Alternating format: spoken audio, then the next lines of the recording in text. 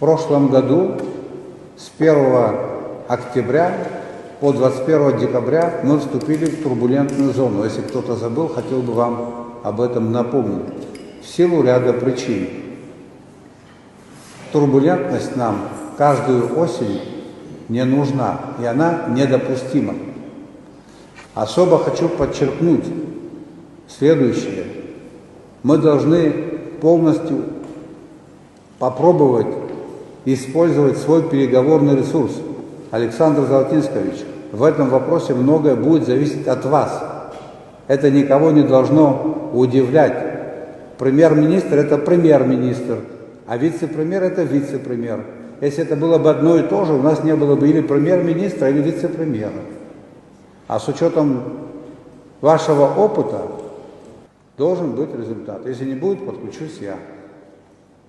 Что делать? В состоянии просящего мы находимся давным-давно.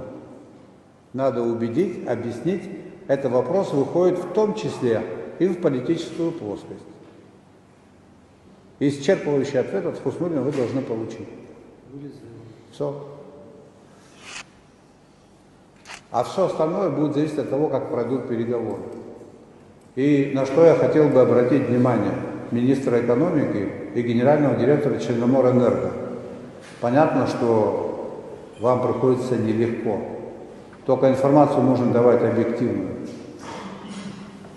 Вот говорить и преподносить ситуацию, будто бы она лучше, чем есть, этого не надо делать, Кристина.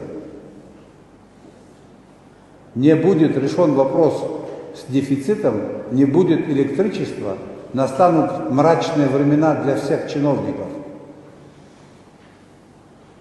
Первым на этом это на себе испытаете вы, мы испытаем на себе. Причем в такой форме очень некомфортной. Это имейте в виду.